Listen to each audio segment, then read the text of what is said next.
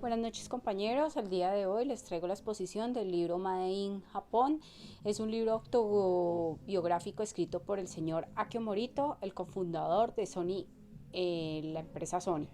Este libro narra de cómo se creó una de las multinacionales más famosas del mundo junto a otro gran empresario, Masaru Ibuka.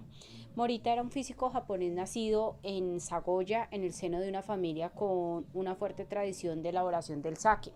El libro es tremendamente interesante porque transcurre en el contexto de la posguerra de Japón y según la filosofía de Akiro Morita era más allá de lo que se llevaba en la época. Morita era una persona muy inteligente y se basaba en una filosofía muy clara y adelantada para su tiempo. Morita tenía perfectamente claro lo que necesitaban los consumidores en 1960. Entonces él se adelantó a su tiempo abriendo un showroom en Tokio donde estos podían jugar, tocar todos los productos de Sony sin la presencia de ningún empleado que estuviese viéndoles ni nada. Un concepto similar poco después fue hecho por la tienda Apple y varias empresas que vemos en el día de hoy. Morita, ¿qué hizo? Tejió con sus competidores. Él creía que existir y exhibir sus productos era una muy buena técnica, y también las relaciones que pudiera tener cordiales entre los actores del sector como políticos y extranjeros. Desde un primer momento él confió en el futuro de Sony. Morita sabía que tenía muy buen futuro, aperturó nuevos mercados, era una persona curiosa, obtuvo su licencia de helicóptero, pues solía hacer viajes en la aeronave y creía que debía estar dispuesto si su piloto tenía algún problema. Diversificó varios negocios,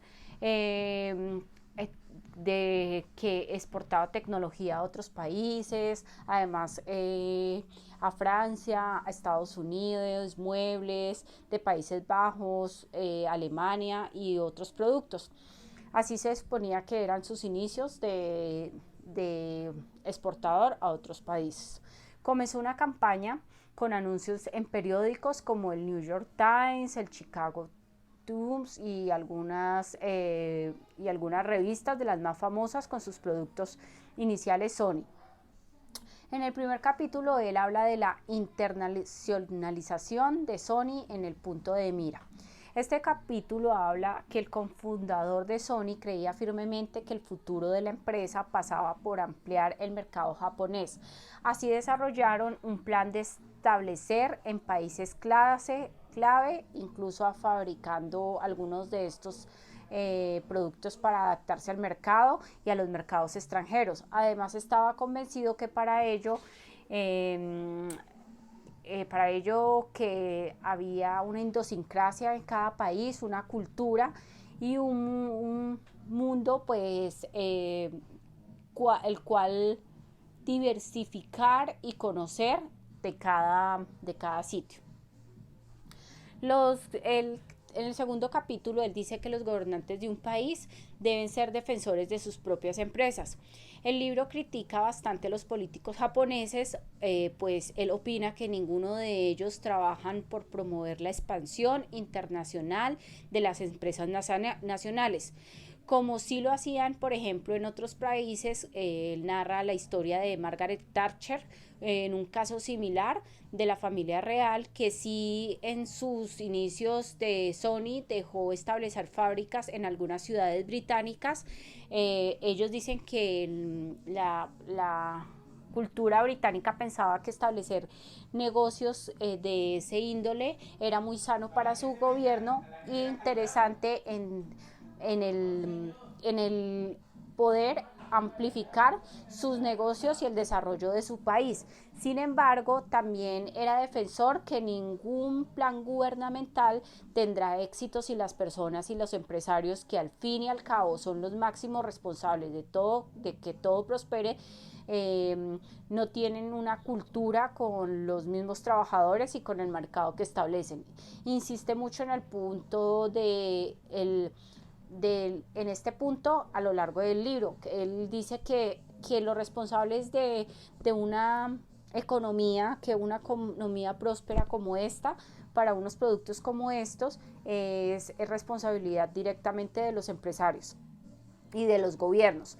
Él habla que a fin del cabo, argumenta, son también los accionistas de las empresas en el país, pues estos toman gran parte de los beneficios de los impuestos, de las regalías de cada empresa. En el tercer capítulo habla de la fidelidad de la empresa al trabajador. En el libro Morita comenta las enormes diferencias en cuanto a la filosofía empresarial de Japón y la de Estados Unidos. Argumenta que en el país americano la rotación de empleados y los despidos es muy alta y que de esa manera es imposible crear una fidelización de ambas partes. Atentaban contra los trabajadores a que estuviesen cómodos y felices. Esto hacían en las empresas americanas. Para Sony, pues es lo contrario, sería un fracaso para ambas partes si los trabajadores no se sintieran como una parte esencial, como un aliciente para su empresa, porque los trabajadores, más que el dinero, necesitan sentirse parte de una familia, ser tratados con respeto y estar sintiéndose lo mejor posible en el reto diario del trabajo. Los errores y la segregación de la clase es el cuarto capítulo, los errores y la segregación de las clases en el trabajo. En este capítulo tiene una frase muy famosa que dice: haz lo que creas correcto, si cometes un error aprenderás de él. Trata simplemente de no cometer el error 2 veces. O sea, equivocarse no es malo. A veces equivocarse cuando uno lo toma por el lado positivo, tiende a aprender de esos errores, pero lo que uno no puede es volverse a equivocar caer en el mismo error 2 veces, como él lo decía. Entonces, con ello él explicaba que era razonable que no se castiguen severamente los errores de los trabajadores. Esto puede destruir el progreso del trabajador y también puede privar a las cosas buenas que esa persona pueda dar, porque ya va a estar prevenida. Entonces no va a poder aportar algo positivo para la compañía. Por otro lado, según la filosofía del empresarial japonés, trata de buscar homogeneidad en el trato de sus trabajadores, y Sony trata de hacer lo mismo en establecer el mismo uniforme en todos los rangos y factorías, y trata que haya mucha comunicación en estas empresas.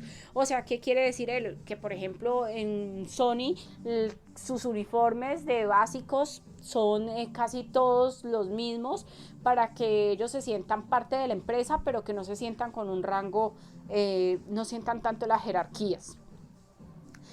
Dice que también estos abriendo en la empresa, incluso ellos abrieron bares, cafeterías propias donde pueden fomentar el espíritu de compañía y camaradería entre los empleados. También otro de los secretos de Sony, que va en el 6º capítulo, fue la innovación. Fue un defensor de la necesidad de innovar para prosperar. Sony destina una gran parte de sus ventas a la investigación del desarrollo del entorno, casi el 6% de sus utilidades. Además, argumenta: si no existe competencia, la innovación siempre muere. Es un monopolio propio, de mucho poder, una empresa que puede convertirse en el peor enemigo si no es capaz de innovar, pero tampoco se puede estar innovando a corto plazo. Morita decía que la visión, y esto va en su 7º capítulo, la visión cortoplacista de las empresas, era muy crítico con la visión cortoplacista de muchas empresas. Una vez más usada en en las compañías americanas, y decía que mientras en Japón la estrategia contemplaba un periodo a largo plazo, en Estados Unidos lo único que buscan la mayoría de directores eran los beneficios inmediatos. Esto ocurre porque no hay fidelidad ni mentalidad de pertenencia a su empresa. La única excepción a largo plazo de Estados Unidos fue cuando el presidente Kennedy estableció el objetivo de viajar a la Luna en un periodo de 10 años para poder cumplir con este propósito. Dice mucha gente que se tuvo que poner creatividad, aunque no tuvieran no tuvieran ese concepto en ese momento, no tuvieran esa cultura de innovación, la tuvieron que adoptar para poder hacer su primer viaje a la Luna. Y también por el camino a la magnitud de lo que era el proyecto del viaje a la Luna. El octavo capítulo habla de la originalidad en la educación y en la empresa. Esto habla que el creador de la palabra inglesa Waldman animaba a sus trabajadores a ser originales, y así creía que debía ser también la educación, aunque está claro que no se debía existir unos objetivos y unas estrategias claras. No solo simplemente era darle dinero al departamento, sino pedirle que inventen algo diferente. A veces los gobiernos piensan que por el hecho de tener unos laboratorios perfectamente equipados, la innovación llegará por sí sola, pero no tienen en cuenta un plan necesario para ello. Empresas como esta, Sony y Google, han tomado y han optado que las empresas deben tener un equipo de innovación y desarrollo para que pueda crear sus estrategias, sus productos y esto, porque las ideas fluyen cuando las personas están realmente interesadas en no crear, sino en dejar volar su mente. Dentro de estos países, como en Estados Unidos, en cambio ellos se llenaron fue de políticas y exceso de abogados y de políticas de legislación.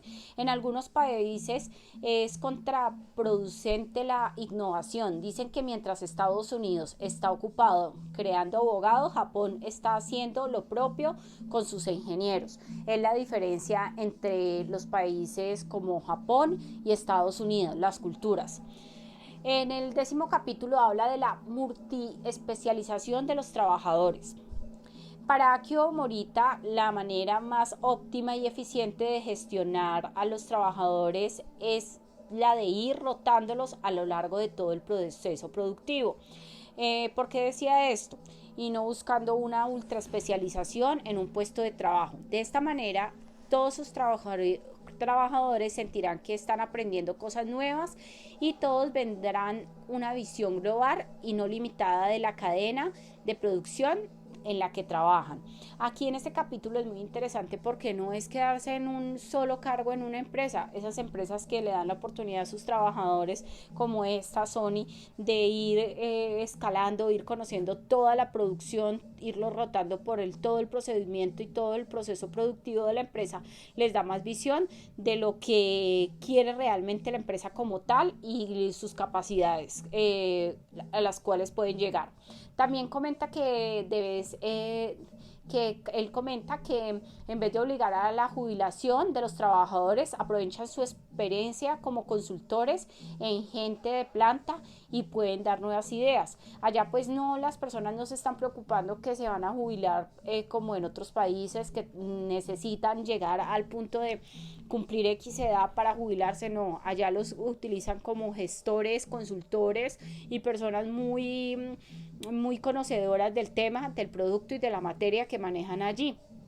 Entonces son muy buenos para dar ideas innovadoras de mejora a las personas que llegan nuevas con su nueva visión de producto. El otro capítulo es lo permisivo de todos los departamentos. Esto debe existir en una permeabilidad entre todos los departamentos. Los científicos, por ejemplo, deben participar en tomas de decisiones del departamento de ventas De esta manera ambas áreas se complementarán y nutren mutuamente. Por otro lado, el entrenamiento de los trabajadores recién graduados universitarios de Sony incluye un paso por las fábricas para que puedan conocer de primera mano cómo funcionan los procesos. Aquí en los países como los Países Bajos, digámoslo así,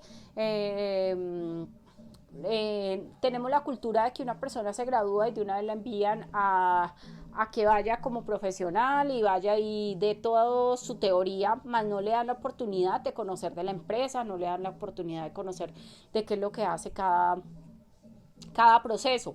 Allá no, la persona que quiere trabajar en Sony debe pasar por la fábrica primero, pasar por el departamento de ventas, conocer cómo van sus ventas, conocer cómo es su parte científica, cómo es su parte de producción y demás para poder aspirar a los cargos mayores. Otras ideas de Akio Morita fueron, ya seas un contador, un vendedor, un consultor, la metodología del trabajo será siempre la misma. Tendrás que aplicarte, aprender y hacer el trabajo lo mejor posible. Siempre tenemos que dar lo mejor posible para el trabajo que vamos a desempeñar. La función principal de un gerente es tomar decisiones y en el caso de una empresa industrial es prever la tendencia del desarrollo tecnológico. Sin embargo, la alta movilidad de los altos ejecutivos hacen que esto sea una tarea complicada y siempre defendiendo que la alta tecnología seguiría siendo hasta lo que se convierta en un producto final. Entonces, ¿qué es lo que pasa allí? Que lo volvemos y retomamos, que la persona que no importa el cargo que tenga, tiene que conocer de todo de la empresa, de las ventas, de la producción, de todo el proceso de fábrica y demás. Los grandes empresarios usan consultoras para evitar tener que tomar decisiones importantes o poder echarle la culpa a un informe. Todos deben tener las mejores condiciones para trabajar, pero esto no quiere decir que debe existir una lujosa oficina, unos gastos innecesarios.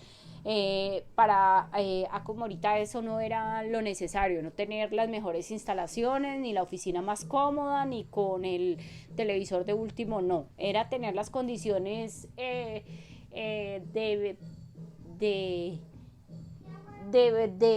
de sentido de conocimiento de todo el proceso para yo poder intervenir en él. Es importante que proponer ideas en una organización. Los ejecutivos podían proponer cosas a los ejecutivos altos. Esta es una política de Sony. Las personas que crean tener una idea innovadora para Sony pueden proponérsela a sus jefes, como decimos acá, los ejecutivos altos. Es lo más importante tener una cuota de mercado y trabajar en el largo plazo y tener beneficios inmediatos. Por ello defiende que Japón produzca productos de alta calidad, aunque no sea a corto plazo, pero sí den un muy buen beneficio.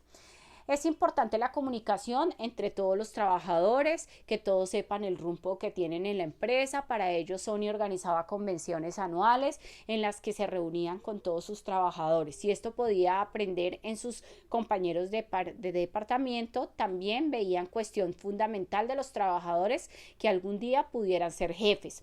Basar los salarios en posición que tienen y no en antigüedad. Implica que siempre van a tener novatos en ciertas posiciones y nunca van a poder desarrollar áreas. Esta es una política que allí no van a pagarle a la persona por la posición que tiene. El gerente es el que mayor gana o el director ejecutivo es el que más gana. No, allá es por la persona que mejor idea tenga del proceso y mejor idea aporte a todos los productos y servicios de la empresa. La conclusión de este libro nos da para decir que como se habrá podido dar, Akio Morita tenía una mentalidad y una inteligencia soberbia en lo que desarrolla a la gestión de negocios se refiere. Fundó la empresa desde cero, que se convirtió en puntera en muchos países desde el principio y al tener una estrategia largo plazo, a largo plazo eh, eh, se vieron más magnificados sus beneficios. Y como en los propios trabajadores, quizás Made in Japón sea uno de los libros que muchos empresarios, ejecutivos, administradores y demás debemos tener en cuenta para cuando vayamos a plantear una idea de negocio. Muchísimas gracias por haberme escuchado. Les quedo viendo la presentación, pues es que cuento con un poco internet, ya le había dicho al profesor. Espero mejorar y que tengan una feliz noche.